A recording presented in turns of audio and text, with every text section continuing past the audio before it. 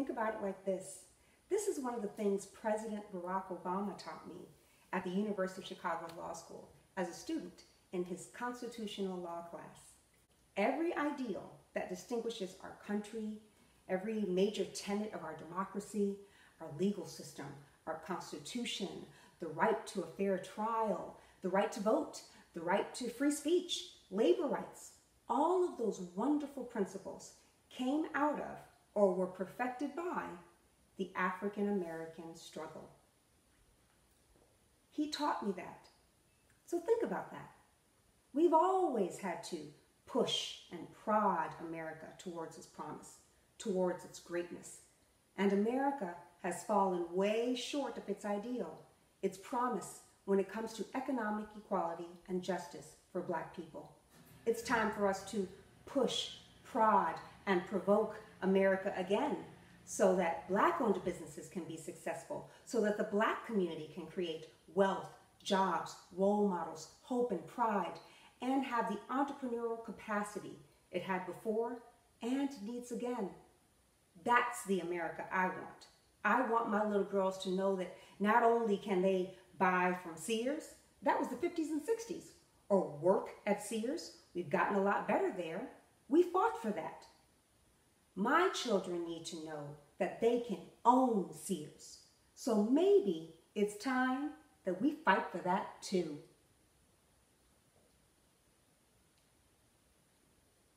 We have to unite, all of us, for an America where the Black neighborhood is not the only place where all the ethnic groups and majority enterprises can set up shop, find great success, and achieve the American dream. You know, an America where there's some reciprocity for that.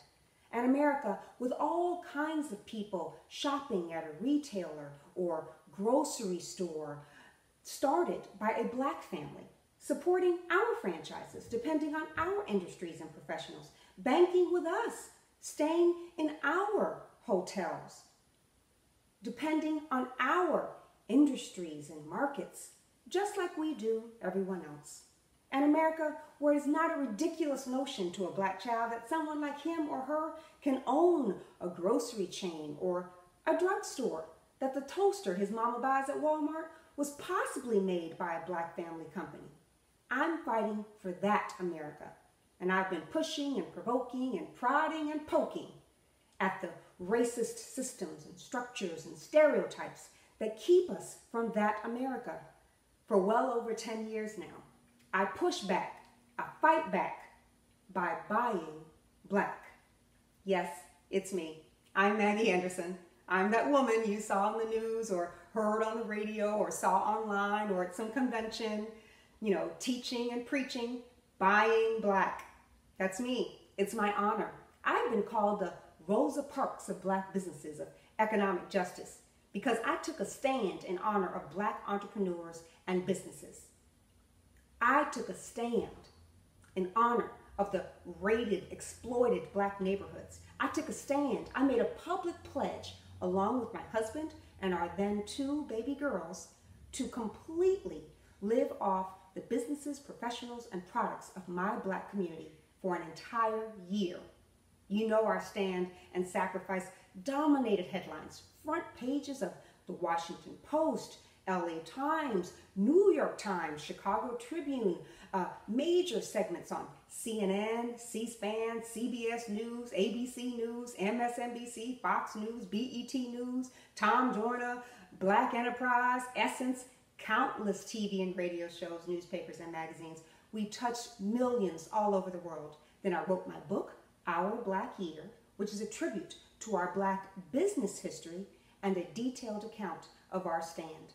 Calll at Northwestern University completed a landmark study based on my family's journey and the receipts and data we collected that year. My family made history, the first ever real-life case study in self-help economics, and we generated the most media attention ever on the plight of Black-owned businesses and on our country's still very racially divided economy. Here are a few more highlights. We spent or otherwise invested $94,000 that year with Black-owned businesses that we would not have otherwise. Over 90% of our spending went directly into poor, Black, underserved areas. We went without. We were disappointed by the numbers of markets and industries where African Americans still suffer from a complete lack of representation. We were disheartened by our own people's lack of pride and solidarity. We were sad. Our hearts ached seeing up close what my people, Black people, have to go through in these retail and food deserts where they can't get a fresh piece of fish or a banana, forced to settle for inferior goods and services and extortionate prices and enduring disrespect from shop owners who won't live in the community, won't hardly hire from the community, but use the community's money, poor Black people's money, to send their kids to college. It was hurtful and fearful being called a racist, a Nazi, or the other N word, getting death threats and hate mail. It still hurts my heart when I think about what I put my baby girls through. They were begging me, Mama, for fruit, for toys. They were going to school with the shoes too tight, belly poking out of their shirts, and coming home crying because they were teased. All because it took me 5 months to find one Black-owned shop that offered toddler clothing and shoes. I made my children eat gas station food like old bologna and over-sugared cereal for dinner because the one Black-owned grocery store we could find closed 5 months before we finished our year. As a matter of fact, all of those businesses we sought and supported, that we loved and lived off of, the ones you read about in our book, they're gone. And 2 months after we finished our historic stand, I lost my mother. She died in my arms, losing a hard-fought battle with pancreatic cancer. My immigrant mother, a Cuban farm girl who never made it to high school, but was the wisest person I'll ever know. She taught me that our being from Cuba didn't make us not Black or less Black. Mima taught me that just meant my Black ancestors got dropped off a little earlier. While my ancestors were shucking sugarcane in Cuba for racist Spaniard oppressors, my brothers and sisters here were picking cotton for racist British oppressors. That was my Mima. She taught me that. She was sick our whole year, and I knew that she suffered longer than she would have just to live long enough to see her daughter, her only American-born child, live out this important pledge to our community and our country. Yes, we lost a lot that year, but we learned a lot too. And that's really significant because before that year, John and I thought we had it all and we knew it all. My husband, John, is from Detroit. He went to Harvard for undergrad. Then he got his MBA in economics and finance from Northwestern's Calll Business School. He's a financial advisor. So he devotes his life to building prosperity for our people professionally and personally. That's my husband. I grew up in Miami, a Black area of Miami called Liberty City. I went to Atlanta for college at Emory University. While there, I worked as an aide to our recently passed on civil rights hero, Congressman John Lewis.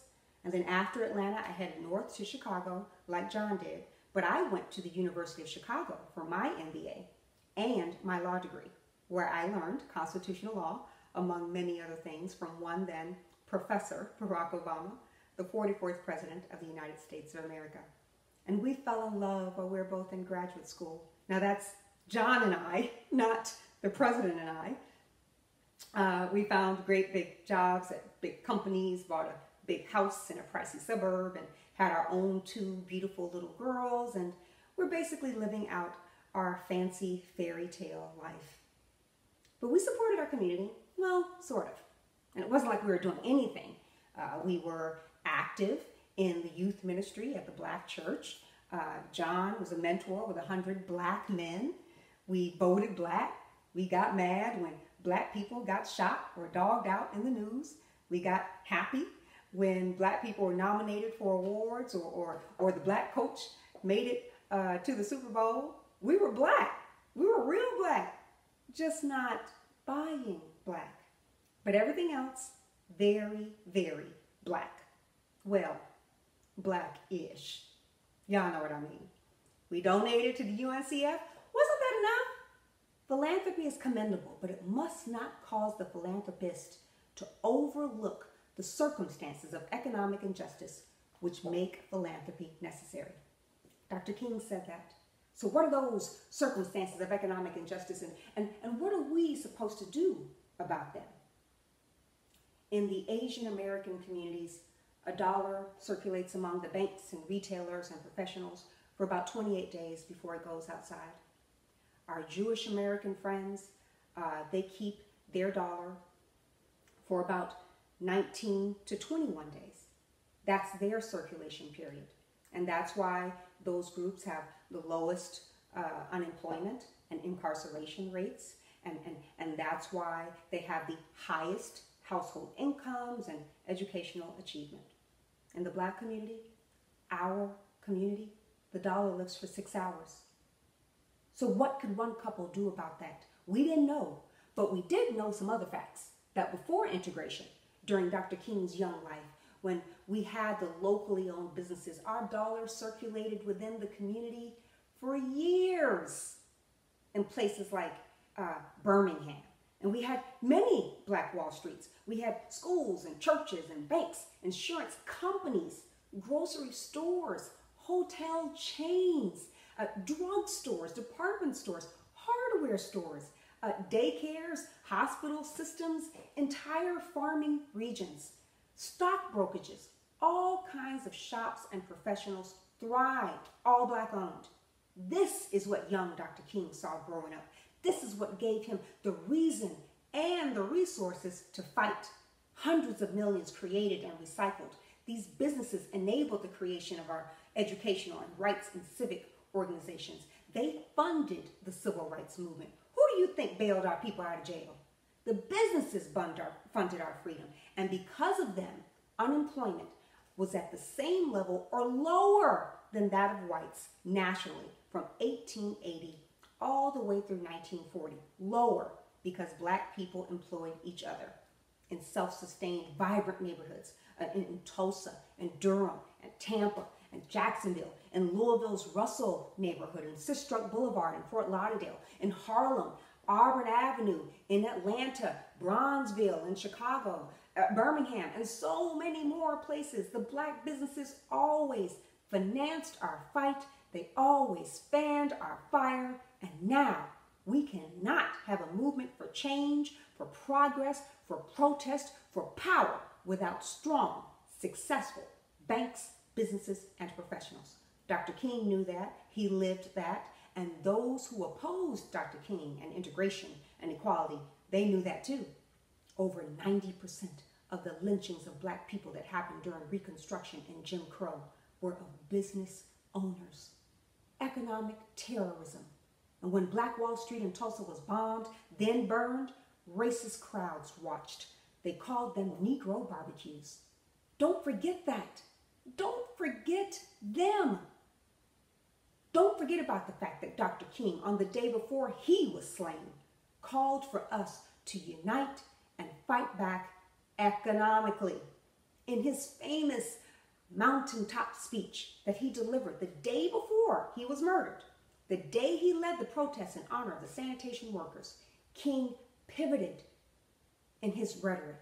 He spoke of our collective buying power, he said, and urged an economic withdrawal from businesses on the record for discriminating against black workers or mistreating black customers. But not just that. Dr. King specifically fought for black-owned businesses in that speech, not just for the right to go to segregated or work at segregated white-owned businesses. Dr. King wasn't just fighting for basic rights. He said, we've got to strengthen black institutions. I call upon you to take your money out of those banks downtown and deposit your money into Tri-State Bank. We want a bank-in movement in Memphis. We're just telling you to follow what we're doing. We, meaning the SCLC, put your money there. King said that. Dr. King didn't just fight for basic human rights, the right to drink water where we want, the right to eat where we want, or live what we want, where we want.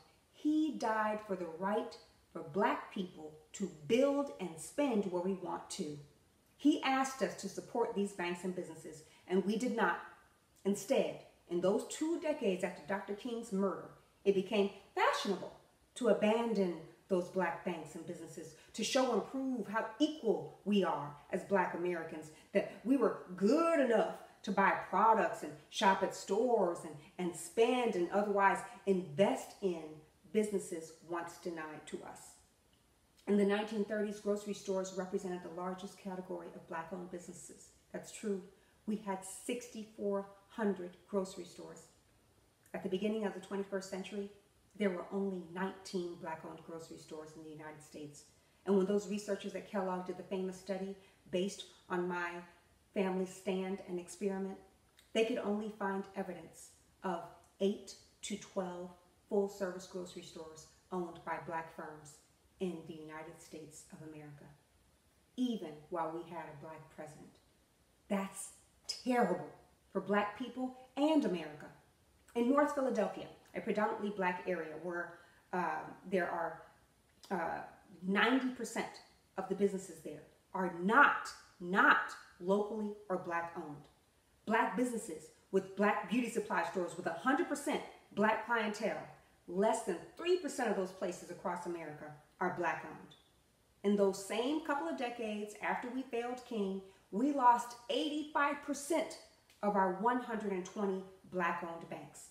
They disappeared. The bank Jackie Robinson built so that Black families can get mortgages and Black entrepreneurs can get business loans, Freedom National Bank, is gone. We celebrate Jackie.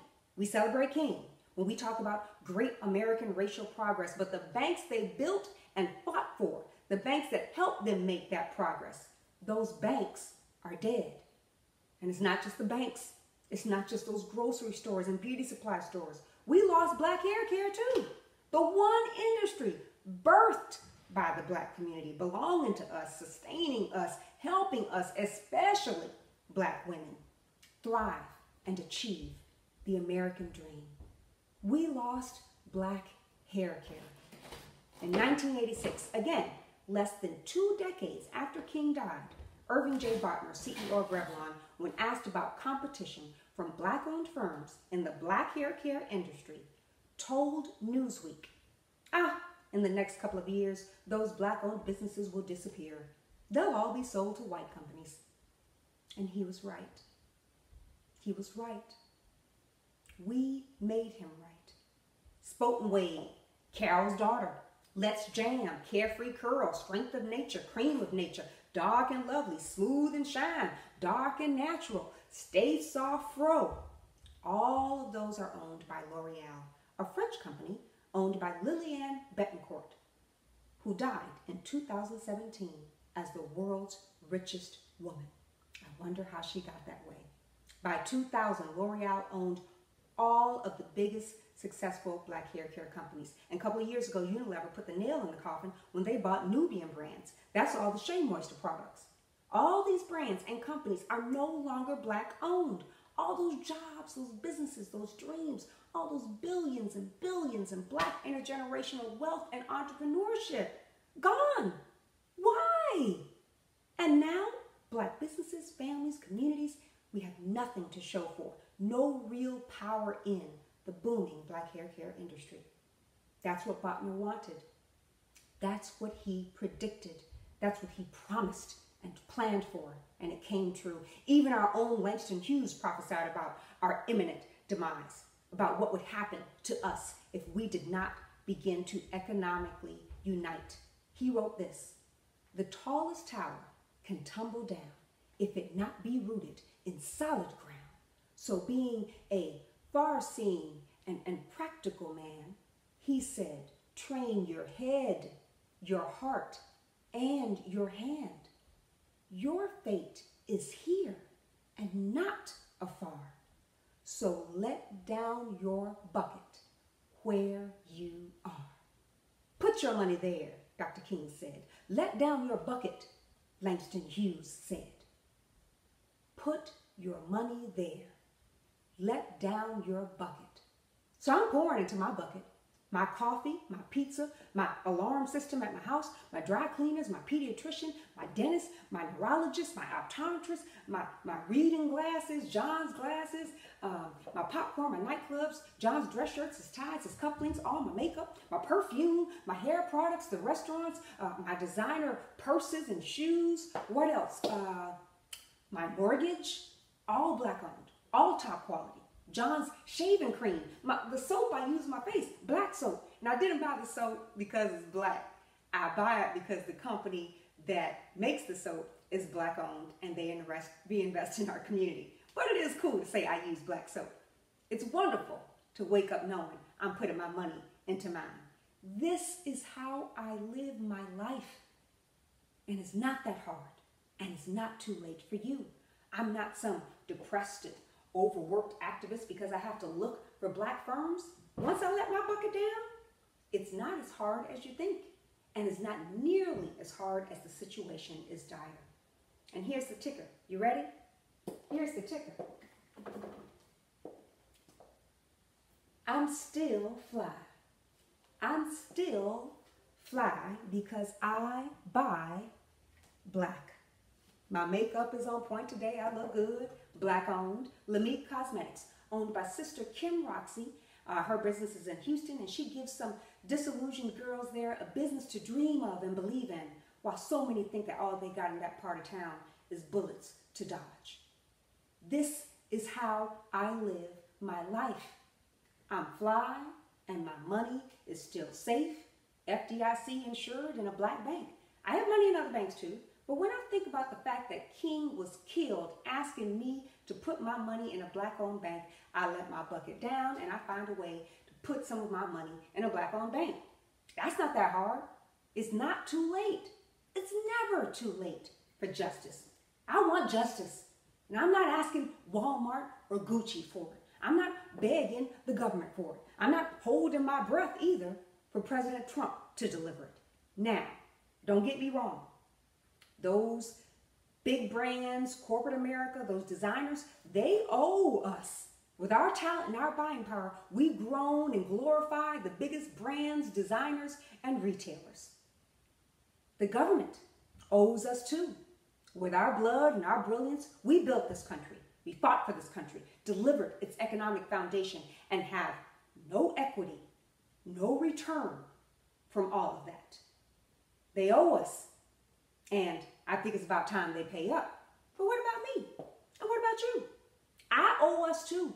I owe my people, my community, my culture, my ancestors, owe my love, my faith, my solidarity, my unconditional support, my on-call, on-demand, ride or die back.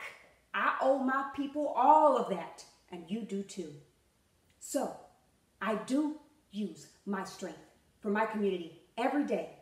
I owe them every day, and not just with my words, my spirit, my tears. I pay up every day with my spend. I fight back by blind black. I'll tell you, this is how we do it. We use our smarts, we tell the truth, we spend strong, and we ask some questions. Let's ask Hennessy. I did, and they won't tell. Not even the Wall Street Journal, how much money they make off black consumers. But I got just as much up here as I do in here. So I did my own research, and I learned that at least 60% of their U.S. revenues come from the black community. Wall Street Journal followed up my research, and their estimates put it at above 80%. 80%. So with this company wholly dependent on our market to survive, do you know they don't even have a supplier diversity program?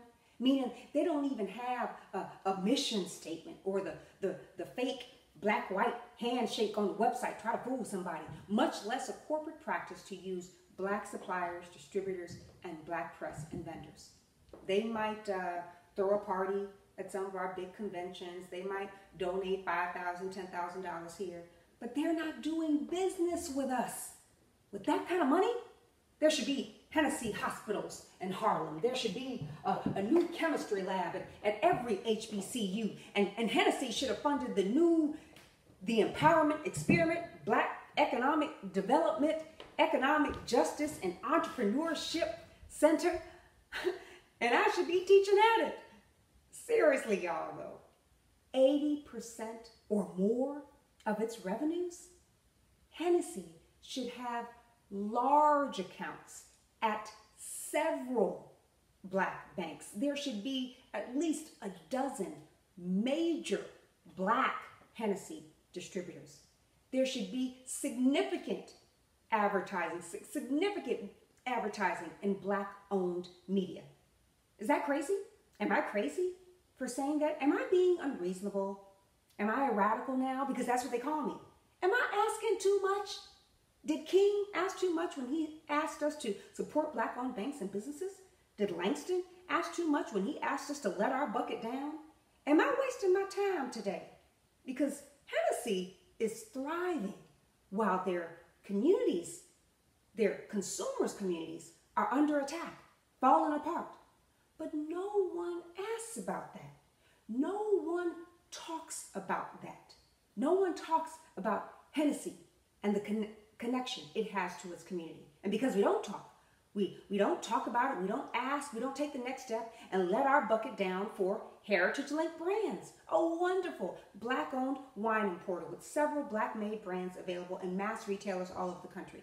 Husband and wife, Harvard MBAs, Corey and Selena Cuff, founded Heritage Link Brands in 2005 when they learned that South Africa maintains a $5 billion wine industry and less than 2% of that is owned by Blacks, who represent 90% of the population. So now, Heritage, my wine company, is the largest company in the wine industry to trade and market Africa's Black-produced wines. One of those wines is House of Mandela, led by the women of the Mandela family, Makaziwe and Tukwini, respectively the daughter and granddaughter of Nelson Mandela. Together, Heritage, House of Mandela, and people like me who buy that wine, we create jobs for Black people in South Africa and America.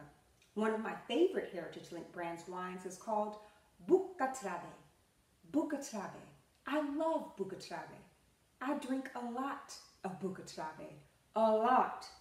Because ain't nothing Maggie Anderson won't do for the movement. So if I have to drink that wine for my people, I'll drink that wine.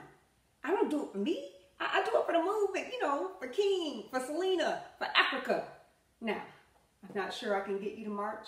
I'm not sure I can get you to change your life today, but can I get somebody out there to drink some Bukatrabe with me? Come on, y'all. Kellogg Business School conducted that landmark study based on our stand and our experiment. Kellogg showed that out of our over $1.2 trillion in buying power, about 2 to 3% of that goes back to us with our Black businesses. That's awful. But in the study, we also showed that if middle-class Black consumers, those of us with a little money to spend, with a little wherewithal, if we were just to get that pathetic 2 to 3% to just 10%, we could create 1 million new jobs in America. Our research shows that our businesses are so under-supported that this small boost in support would have a geometric impact. New jobs from the money we already have and currently spend, just 10% going to the quality businesses we already have and currently neglect. No government program, no corporate donation. Now, who is stopping us from doing this, from making small investments and changes like this, from letting our bucket down, from at least buying our hair care products from Black families? Come on! Can you do that? Our times are pushing us in a way reminiscent of the 50s and 60s. You ready to fight like they fought back then? Are you ready to buy like they bought back then? Huh? So are you ready? Are you going to go back to that Black business you went to a couple of years ago? The one where you might not have received great service? You gave Trump a try. Can a brother or sister get a second chance? Are you ready? Are you ready to make these small changes in your life? Because we have to make Black lives matter. Not wait for Black lives to matter. As long as most of our children can go most of their lives never seeing a successful Black business owner who's not a drug dealer or a gangbanger, Black lives won't matter. As long as it's okay for poor Black people, hard-earned money to get raided every day as outsiders come in, unlock the padlock, lift up that steel gate, open those barred up doors and take poor Black people's money through slits from under bulletproof glass and then leave and put that padlock back on and then take that money to their neighborhoods and their enclaves and use that money to build up their banks and businesses and tax bases and school systems and buy their homes and dream vacations and contribute to their causes and their candidates. As long as that continues to happen with poor Black people's money every day, Black lives won't matter. As long as most of us have never even seen a Black-owned grocery store or a Black-owned beauty supply store, as long as many major American and European brands, designers, and retailers thrive off of the Black consumer dollar, make billions every year in revenue that will never give back to the Black community, and Black people and our allies have heretofore done nothing about that singular important issue, Black lives don't matter. As long as we cannot even control and prosper from the success of the very industries and products we created from and for our culture, like our hair care, Black lives don't matter. As long as Black people keep fighting racism with their protest, but then enabling racism with their purchases, Black lives won't matter. But I know if we unite now and put to practice our faith, our smarts, and our solidarity, we can make Black lives matter. I believe that. Do you, brothers and sisters? I wasn't sure I would do this, but I need y'all to know why this is so real to me. Let me give you this one last testimony, and then I'm done.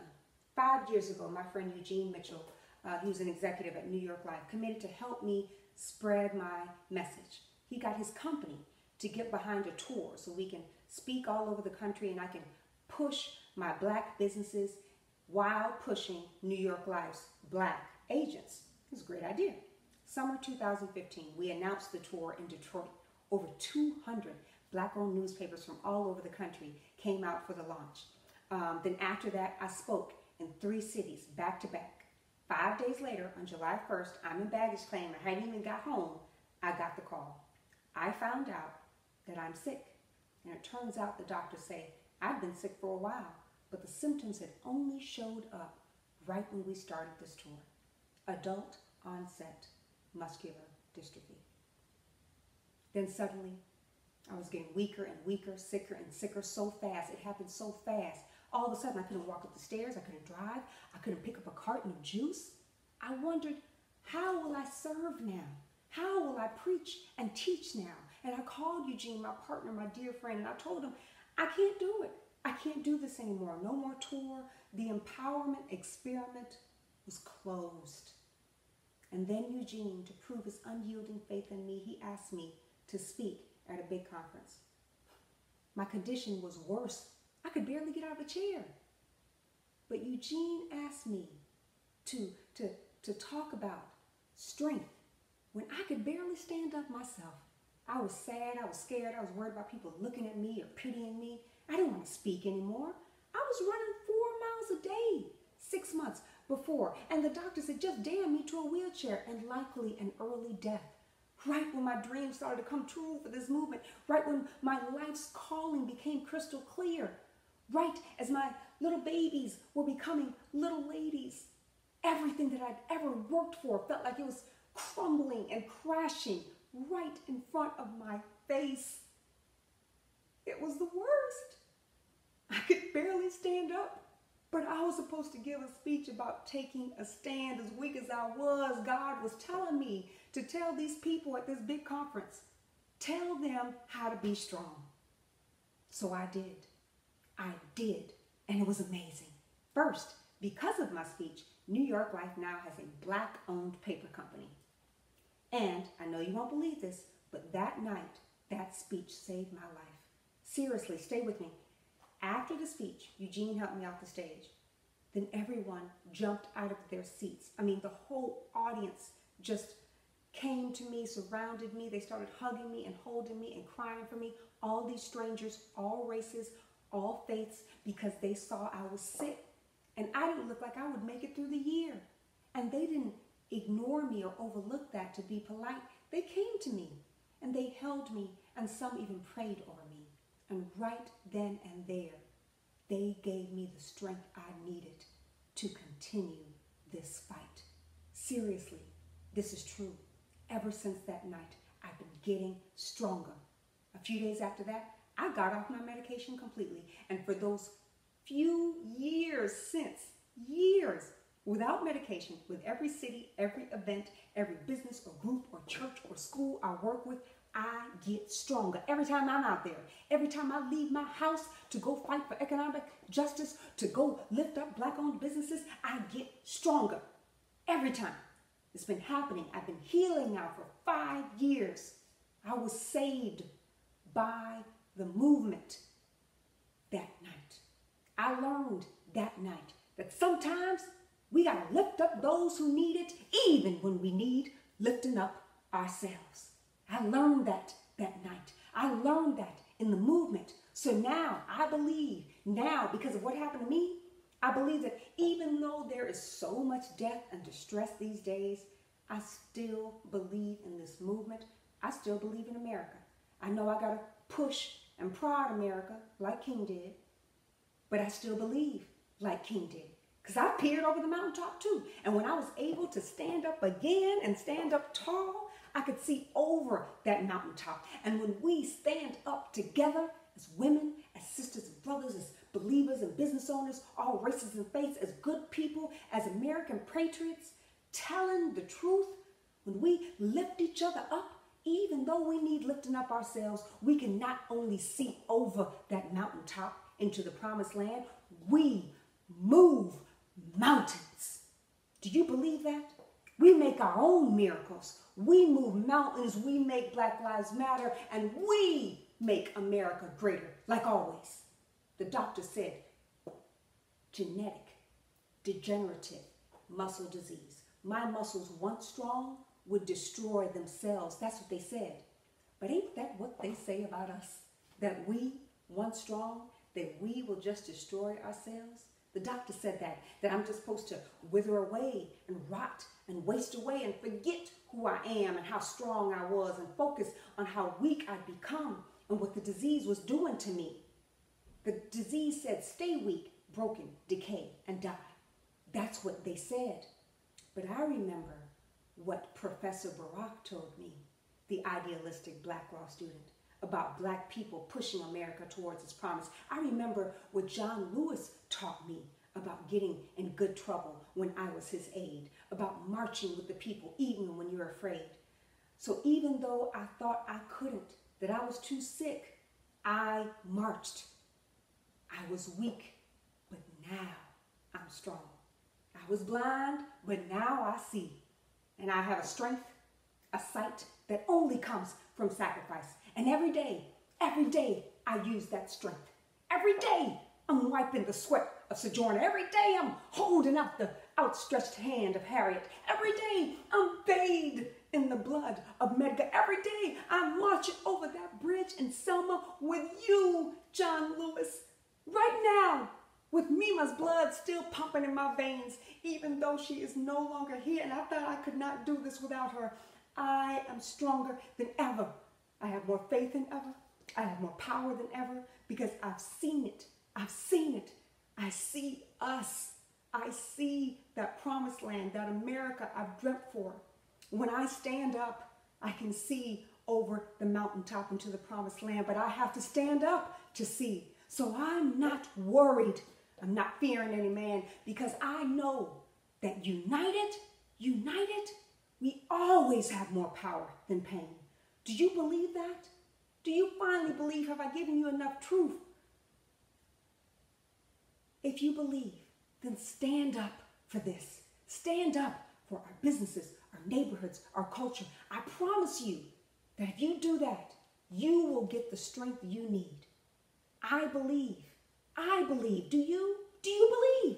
Do you believe that I'm strong, even though they say I'm weak? Do you believe that of yourself, that you're strong, even though they say you're weak? If you believe that of our women, that we are still strong, even though they say that we're weak. If you believe that of our businesses, that we are strong, even though they say that we are weak. If you believe you owe us, then stand up. Stand up with me. Show me. Don't tag me. Show me. I've shown you my strength. Now you show me yours. Give me some healing today. Because if they tell me I can no longer stand, if this disease comes back, I need to know that each and every one of you will keep on, will keep standing up, speaking out, keep pushing and prodding, keep lifting each other up, even when you need lifting yourselves. Keep letting your bucket down so that our tall tower will never tumble down. Thank you. I am Maggie Anderson.